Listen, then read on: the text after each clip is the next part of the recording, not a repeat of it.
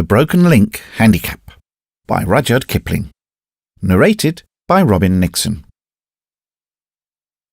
While the snaffle holds, or the long neck slings, while the big beam tilts, or the last bell rings, while horses are horses to train and to race, then women and wine take a second place.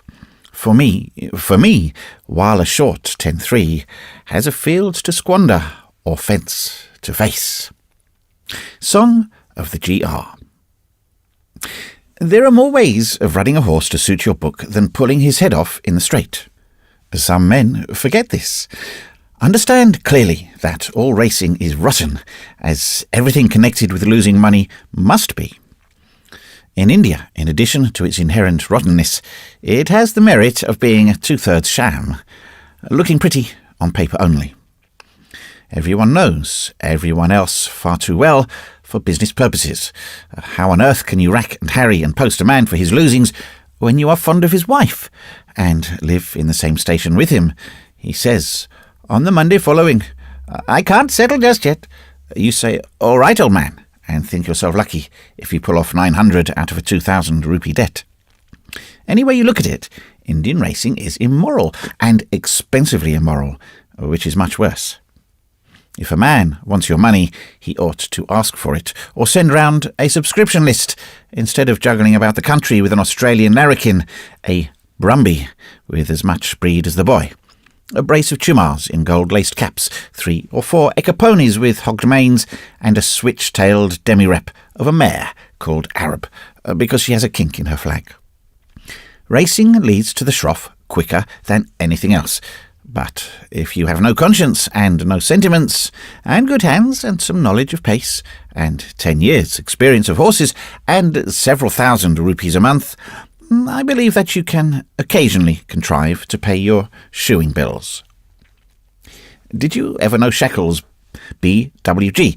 15, 1 3/8, course loose, mule-like ears, barrel as long as a gatepost, tough as a telegraph wire, and the queerest brute that ever looked through a bridle. He was of no brand, being one of an ear-nicked mob taken into Bucephalus at £4 10 a head to make up freight, and sold raw and out of condition at Calcutta for 275 rupees.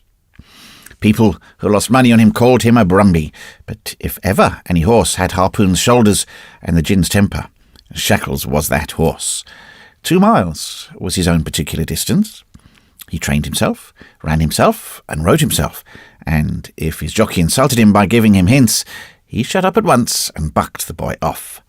He objected to dictation. 2 or 3 of his owners did not understand this and lost money in consequence.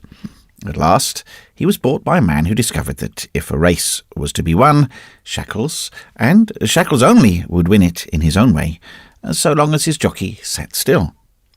This man had a riding boy called Brunt, a lad from Perth, West Australia, and he taught Brunt, with a trainer's whip, the hardest thing a jock can learn: to sit still, and to keep on sitting still.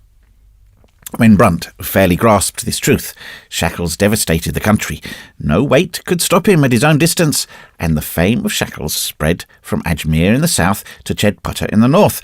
There was no horse like Shackles, so long as he was allowed to do his work in his own way.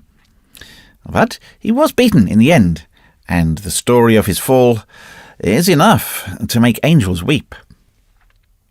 At the lower end of the Chedputta racecourse, just before the turn into the straight, the track passes close to a couple of old brick mounds, enclosing a funnel-shaped hollow.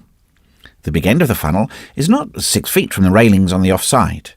The astounding peculiarity of the course is that if you stand at one particular place, about half a mile away, inside the course, and speak at ordinary pitch, your voice just hits the funnel of the brick mounds and makes a curious whining echo there.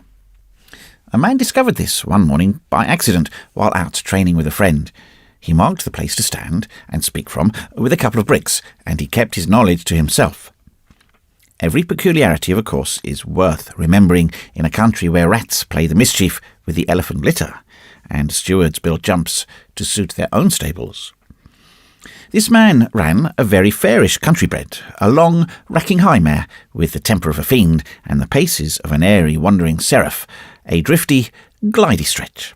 The mare was, as a delicate tribute to Mrs. Reever, called the Lady Regula-Baden, or for short, Regula-Baden.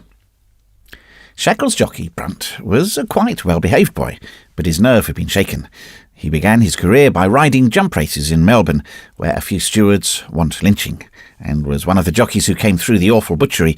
Perhaps you will recall it, Maribyrnong Plate. The walls were colonial ramparts, logs of jarrah spiked into masonry, with wings as strong as church buttresses. Once, in his stride, a horse had to jump or fall. He couldn't run out. In the Maribyrnong Plate, 12 horses were jammed at the second wall. Red Hat, leading, fell this side and threw out the gled, and the ruck came up behind, and the space between wing and wing was one struggling, screaming, kicking shambles. 4 jockeys were taken out, dead. 3 were very badly hurt, and Brunt was among the 3. He told the story of the Maribyrnong Plate sometimes, and when he described how Wally on Red Hat said, as the mare fell under him, "God have mercy, I'm done for," and now, next instant, Sithy there and White Otter had crushed the life out of poor Wally, and the dust hid a small hell of men and horses, no one marvelled that Brunt had dropped jump races and Australia altogether. Regula-Baden's owner knew that story by heart. Brunt never varied in the telling. He had no education. Shackles came to the Chedputter autumn races one year, and his owner walked about insulting the sportsmen of Chedputter generally, till he went to the honorary secretary in a body and said, "Appoint handicappers and arrange a race which shall break Shackles and humble the pride of his owner." The districts rose against Shackles and sent up their best. Owsle, who was supposed to be able to do his mile in 1:53. Petard, the studbred, trained by a cavalry regiment who knew how to train. Gringalet, the ewe lamb of the 75th. Bobolink, the pride of Peshawar, and many others. They called that race the Broken Link Handicap because it was to smash Shackles, and the handicappers piled on the weights, and the fund gave 800 rupees, and the distance was round the course for all horses. Shackles' owner said, "You can arrange the race with regard to Shackles only, so long as you don't bury him under weight cloths. I don't mind." Regula-Baden's owner said, "I throw in my mare to fret Owsle, 6 furlongs in Regula's distance, and she will then lie down and die. So also will Owsle, for his jockey doesn't understand a waiting race." Now, this was a lie, for Regula had been in work for 2 months at Dera, and her chances were good, always supposing that Shackles broke a blood vessel or Brunt moved on him. The plunging in the lotteries was fine. They filled 8,000 rupee lotteries on the Broken Link Handicap, and the account in the Pioneer was that favouritism was divided. In plain English, the various contingents were wild on their respective horses, for the handicappers had done their work well. The honorary secretary shouted himself hoarse through the din, and the smoke of the cheroots was like the smoke, and the rattling of the dice boxes like the rattle of small-arm fire. 10 horses started, very level, and Regula-Baden's owner centred out on his hack to a place inside the circle of the course, where 2 bricks had been thrown. He faced toward the brick mounds at the lower end of the course, and waited. The story of the running is in the Pioneer. At the end of the first mile, Shackles crept out of the ruck, well on the outside, ready to get round the turn, lay hold of the bit, and spin up the straight before the others knew he had got away. Brunt was sitting still, perfectly happy, listening to the drum, drum, drum of the hoofs behind, and knowing that in about 20 strides Shackles would draw 1 deep breath and go up the last half-mile like the Flying Dutchman. As Shackles went short to take the turn and came abreast of the brick mound, Brunt heard, above the noise of the wind in his ears, a whining, wailing voice on the offside saying, "God have mercy, I'm done for." In one stride, Brunt saw the whole seething smash of the Maribyrnong Plate before him, started in his saddle, and gave a yell of terror.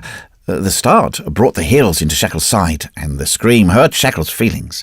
He couldn't stop dead, but he put out his feet and slid along for 50 yards, and then, very gravely and judiciously, bucked off Brunt, a shaking, a terror-stricken lump, while Regula-Baden made a neck-and-neck race with Bobolink up the straight and won by a short head, Petard a bad third.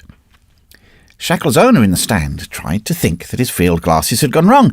Regula-Baden's owner, waiting by the 2 bricks, gave one deep sigh of relief and cantered back to the stand. He had won, in lotteries and bets, about 15,000. It was a broken link handicap with a vengeance. It broke nearly all the men concerned, and nearly broke the heart of Shackle's owner. He went down to interview Brunt, and the boy lay livid and gasping with fright where he tumbled off. The sin of losing the race never seemed to strike him. All he knew was that Wally had called him, that the call was a warning, and were he cut in two for it, he would never get up again. His nerve had gone altogether, and he only asked his master to give him a good thrashing and let him go. He was fit for nothing, he said.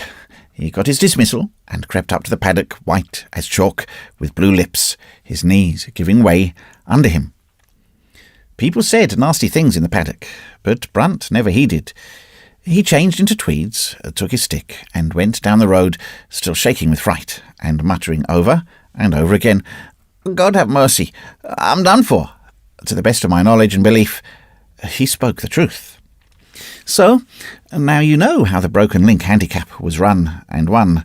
Of course, you don't believe it.